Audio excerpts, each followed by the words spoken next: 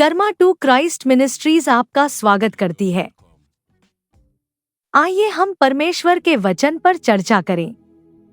आज का वार्तालाप का शीर्षक आपको क्या धीमा कर रहा है। आज के बाइबल छंद है लूका अध्याय 10 पद 3 और 4। जाओ, देखो मैं तुम्हें भेड़ों के समान भेड़ियों के बीच में भेजता हूँ। इसलिए न बटुआ, न झोली, न जूते लो और न मार्ग में किसी को नमस्कार करो। मत्ती अध्याय 6 पद 24। कोई मनुष्य दो स्वामियों की सेवा नहीं कर सकता, क्योंकि वह एक से बैर और दूसरे से प्रेम रखेगा, या एक से निष्ठावान रहेगा और दूसरे का तिरस्कार करेगा। तुम परमेश्वर और धन दोनों की सेवा नहीं कर सकते। 2 थिस्सलुनीकियों अध्याय 3 पद 14 और 15। यदि कोई हमारी इस पत्री की बात को न माने तो उस पर दृष्टि रखो और उसकी संगति न करो, जिससे वह लज्जित हो। तो भी उसे बैरी मत समझो, पर भाई जानकर चिताओ। बहुत स्पष्ट रूप से हमें ईश्वर से घृणा करने वाले समाज में खोए हुए लोगों तक पहुंचने के लिए भेजा गया है, जो हर कदम पर हमारे प्रति शत्रुतापूर्ण होगा। और इसीलिए हमें सलाह दी जाती है कि हम अपने मिशन को कैसे आसान बना सकते हैं। मसीह जानता था कि दुनिया में ऐसी चीजें हैं जो हमें बोझिल बना सकती हैं, या यहाँ तक कि हमें अपने दिव्य उद्देश्य तक पहुँचने से पूरी तरह से रोक सकती हैं।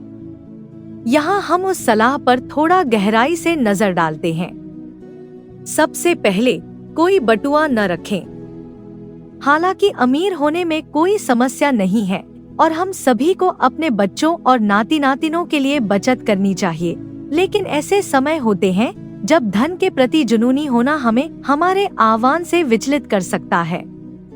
पैसे पर निर्भर होने से हम अपनी बुनियादी जरूरतों के लिए ईश्वर के प्रावधानों पर निर्भर रहने के लिए अपने विश्वास का सही ढंग से प्रयोग नहीं कर पाएंगे। दूसरों के माध्यम से जो कुछ भी वह प्रदान करता है, उस पर निर्भर रहने का यह विश्वास हमें उस समय के लिए सशक्त बनाएगा जब हम उपचार, संकेतों और चमत्कारों के लिए प्रार्थना करेंगे। दूसरा, कोई संचय नहीं। अपने आशीर्वाद को बड़ा घर, ब्रांडेड कार, अव्यवस्था और दिखावे के लिए सजावट, नवीनतम मोबाइल खरीदने या महंगी लग्जरी छुट्टियों पर जाने में बर्बाद न करें। ये सभी भौतिक चीजें पीछे छूट जाएंगी और कोई उन्हें परमेश्वर के राज्य में निवेश कर सकता है।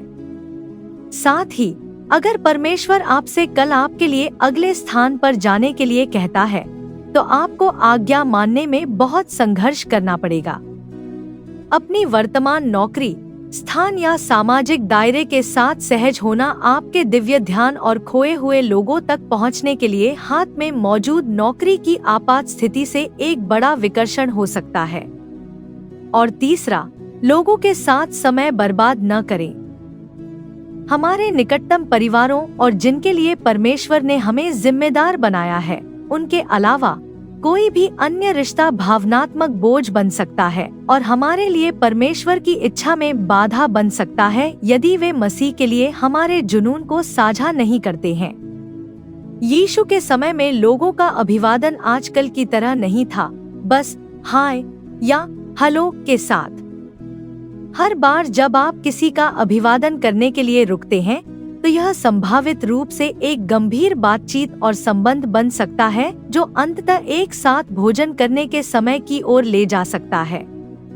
इनमें से कुछ लोग जिनसे आप मिलते हैं, वे आलसी होते हैं और आपको भी उनके जैसा आलसी बनाने के अलावा और कुछ नहीं चाहते। यदि आप किसी के साथ सुसमाचार साझा करते समय केवल बहस करते हुए प्रतीत होते हैं, तो उनके साथ बहुत अधिक समय बर्बाद न करें, क्योंकि कोने के आसपास एक और आत्मा है जिसे ईश्वर ने आपके पास मौजूद उद्धार के संदेश को प्राप्त करने के लिए पहले से ही तैयार किया है। आइए प्रार्थना करें। स्वर्गीय पिता, धर्मी लोगों के बहुत से कष्ट हैं, लेकिन प्रभु, आप उन्हें उन सभी से मुक्त करते हैं। प्रभु धर्मी लोगों की सभी हड्डियों की रक्षा करता है, उनमें से एक भी नहीं टूटेगी। धन्यवाद पिता, हमें उन शत्रुतापूर्ण लोगों के बारे में जागरूक करने और चेतावनी देने के लिए जिनका हम जीवन में सामना करेंगे।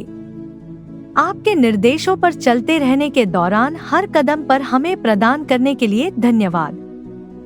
हमें पैसे, धन और संपत्ति की इच्छा को हमारे आह्वान से विचलित करने के लिए क्षमा करें। हमें ऐसे रिश्तों में उलझने के लिए माफ करें जो हमारा समय, धैर्य और ऊर्जा चूसते हैं। हमें सिखाएं कि हम अपने वित्त, अपनी प्रतिभा और अपनी संपत्ति के साथ कैसे समझदारी से पेश आए। हमें सिखाएं कि हमारे पास जो है उससे कैसे संतुष्ट रहें और दूसरों से अपनी तुलना न करें। हमें विनम्रता प्रदान करें ताकि हम उन लोगों के साथ बहस करना बंद कर दें जो उद्धार का संदेश प्राप्त करने की इच्छा नहीं रखते हैं।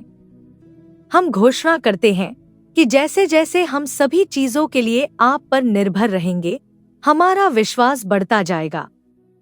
हम यीशु के महान नाम में मांगते हैं, आमीन।